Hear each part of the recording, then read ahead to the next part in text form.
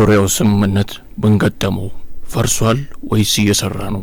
ሰላም የኢትዮ ፎከስ ቤተሰቦች፣ የዕለቱን መረጃ ይዘን ቀርበናል። አብራችሁን ቆዩ። የሁለት ዓመቱ እንደማፋሳሽ ጦርነት የቋጨው የፕሪቶሪያው የሰላም ስምምነት ግጭቱን ከማስቆም ባሻገር የተጣለበትን ተስፋ ያህል ተግባራዊ የሆነ አይመስልም። እንደ ዶክተር አደም ካሴ ያሉ የፖለቲካ ተንታኞች ደግሞ ከዚህ በኋላ የፕሪቶሪያ ስምምነት ይሰራል ብለውም አያምኑም።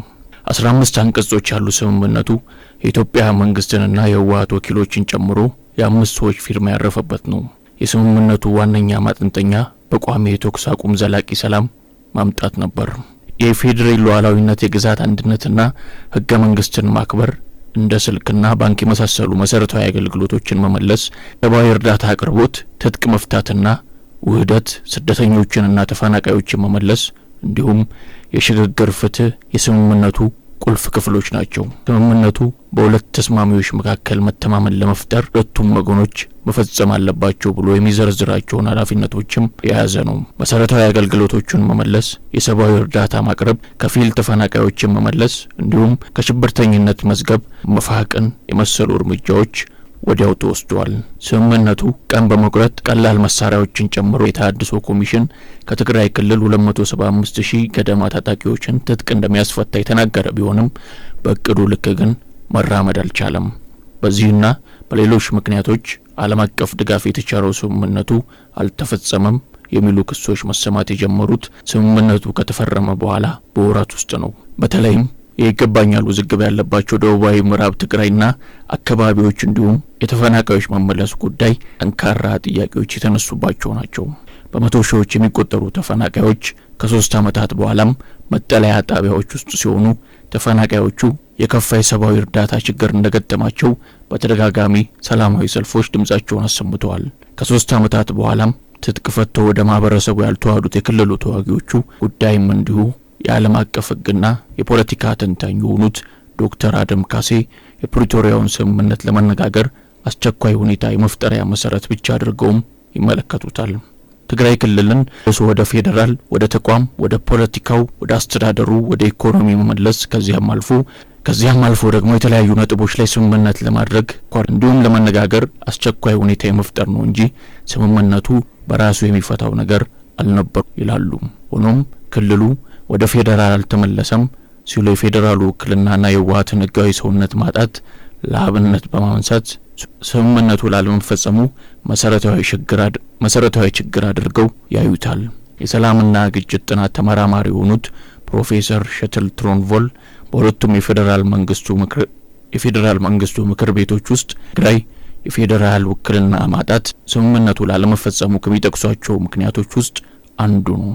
የፕሪቶሪያ ስምምነት ላለመፈጸሙ በተለይም የይገባኛል ውዝግብ ካለባቸው አካባቢዎች የተፈናቀሉ ዜጎች ከ3 ዓመታት በኋላ አለመመለስ እንደ አንድ ማሳያ ተደርጎም ይቀርባል። ለተፈናቃዮች አለመመለስ የፌዴራል መንግስትና እርስ በርስ የሚካሰሱ ሲሆን ተፈናቃዮች በሁለቱ ኃይሎች ፍትጊያ በህወሓት እንደመያዣ መሆናቸውን በመንግስትና በህወሓት ተቃዋሚዎች በኩል በተደጋጋሚ ይነሳል። ተፈናቃዮችን ለመመለስ ጽኑ አቋም እንዳለውና ህወሓት መሰናከል እንደሆነበት ደጋግሞ ሲናገር፣ ህወሓት ደግሞ ፌዴራል መንግስቱ ተፈናቃዮችን የመመለስ ፍላጎት የለውም የሚል ክስ ያቀርባል። ሌላው የታጣቂዎች ትጥቅ መፍታት፣ መበተንና መዋሃድ ዲዲአር ሙሉ ለሙሉ አለመካሄድ ስምምነቱ በእንጥልጥል ላይ መሆኑን የሚያመላክት ምንም እንኳን በስምምነቱ ጥቂት ወራት ውስጥ ህወሓት ትጥቅ እየፈታ ነው ቢባልም የጦር ኃይሎች ጠቅላይ ኤታማዦር ሹም ባለፈው ሐምሌ 2017 ዓ.ም በአንድ ወታደራዊ መርሃ ግብር ላይ ተገኝተው ያሰሙትን ንግግር የፍጥጫውን ከፍታ የሚያሳይ ነው።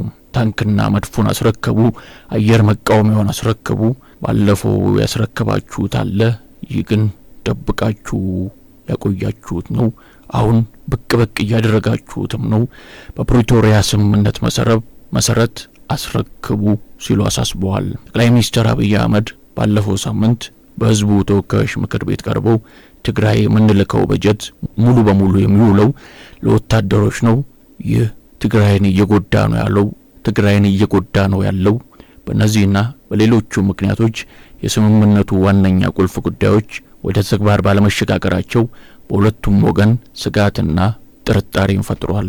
ፖለቲከኛ ተንታኙ ዶክተር አደም ካሴም የፕሪቶሪያ ስምምነት ላለመፈጸሙ እምነት ማጣትን ትልቅ ስፍራ ይሰጡታል። ሰላምን ለማምጣት እርምጃ መውሰድ ያስፈልጋል። ሁለቱም ያንን ለመውሰድ የተዘጋጁ አይመስለኝም። ሁለቱም ጥንካሬያቸውን ጉልበታቸውን አጎልብተው በንግግሩ ውስጥ የተሻለ ውጤት ለማግኘት ያሰቡ ይመስላል። ይህ ደግሞ ጥርጣሬውን ይበልጥ እያሰፋውና ምናልባትም ችግሮችን ከመፍታት ይልቅ ያባባሰ ነው፣ ግጭትን እየገፋ ይመስለኛል ብለዋል። የፕሪቶሪያ ስምምነት አንቀጽ 7 በሁለቱ ወገኖች መካከል መተማመንን ለመፍጠር መወሰድ ስላለባቸው እርምጃዎች በዝርዝር ቢያስቀምጥም ጣት ከመቀሳሰር ግን የገታው የለም። ከዚህም አልፎ ወደ ግጭት ዳግም ለመመለስ አዝማሚያዎችና ዝግጅቶች እንዳሉ ተደጋግሞ የተነሳ ሲሆን ባለፉት ሳምንታትም ሁለቱም ወገኖች ለሌላ ዙር ጦርነት በመሰናዳት አንዳቸው ሌላኛውን እየከሰሱ ነው።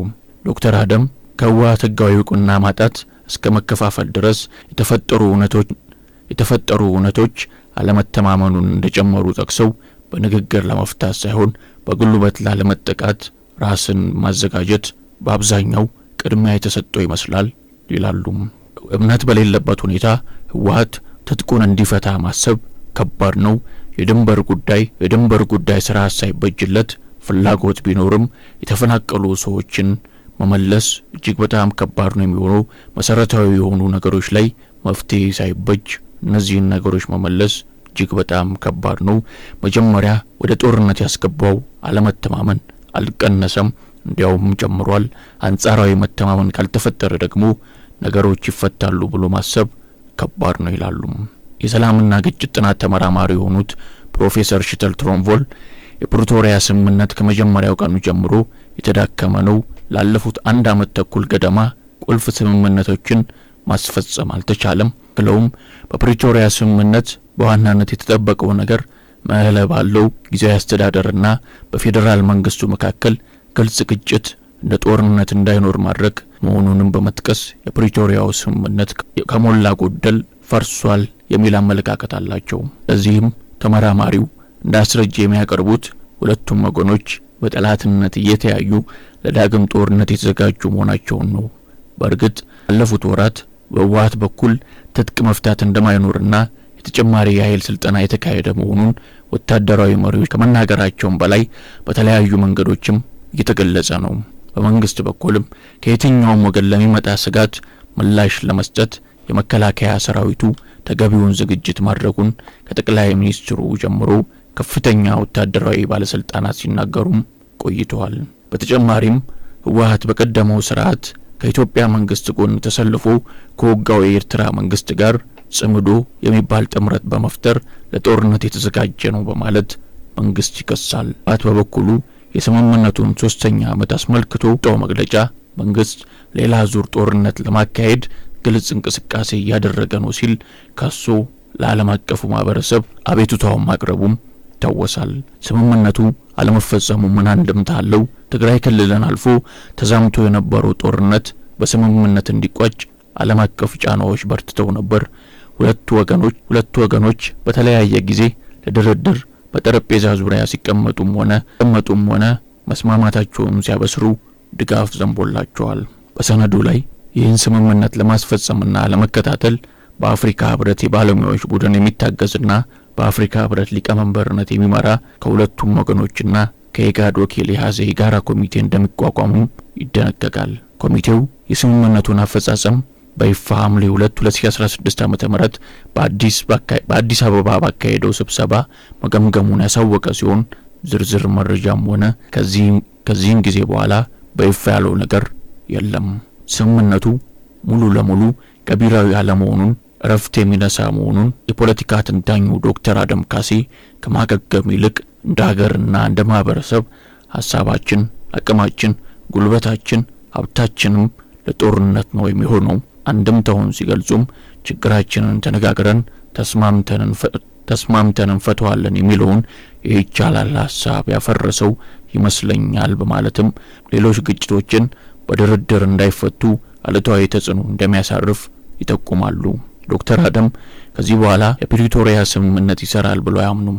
በግጭቱ ተሳትፎ የነበራቸውን አማራ ክልልና ኤርትራን ያካተተ አዲስ ስምምነት ያስፈልጋልም ይላሉ። ሰፋ ያለ ፖለቲካዊ እምነትን፣ ሰፋ ያለ ሰላምን ለማምጣት አዲስ ነገር ነው የሚያስፈልገው። አዲሱ ነገር ደግሞ ሁለቱም ብቻ ሳይሆን ሌሎች አካላትንም የሚያካትት መሆን አለበት ብዬ ነው የማስበው። አሁን ባለንበት ሁኔታ የትግራይን ጉዳይ ለብቻ መፍታት የማንችልበት ሁኔታ ላይ ደርሰናል። አሁን የፕሪቶሪያ ስምምነት ሙሉ ለሙሉ መፈጸም አይቻልም ሲሉ ከስምምነቱ በኋላ የተፈጠሩ አዳዲስ ሁነቶች አስቻይ መሆናቸውን ያሰምራሉ። ፕሮፌሰር ሸትል ትሮንፎልም በዚህ ሐሳብ ይስማማሉ። የፕሪቶሪያ ስምምነት በአዲስ ስምምነት መተካት አለበት ይላሉ። በእውነተኛ ፖለቲካዊ መንገድ በተለይም በድርድር በአዲስ ስምምነት መተካት አለበት የሚሉት ተመራማሪው ለዚህ ግን ዝቅተኛ ፍላጎት እንዳለና በሚያሳዝን ሁኔታ በኃይል ለውጥ ለማምጣት ፍላጎት ያለም ይመስላል። ሁኔታውን ለማርገብ ከውጭ ያን ያህል እርምጃ መውሰድ የሚቻል አይመስለኝም። ዋነኛ ተቀናቃኞቹ ዓለም አቀፍ ምክር እንደማይሰሙ በተደጋጋሚ ያሳይቷል። እናም ለዓለም አቀፍ ጫና እጅ አይሰጡም። ለሰፊ የሰላም ስምምነት በሀገር ውስጥ መፍትሄ መፈለግ አለባቸው። የዕለቱ መረጃ ይህንን ይመስል ነበር። ላይክ፣ ሰብስክራይብ፣ ሼር በማድረግ ቤተሰብ ይሁኑ።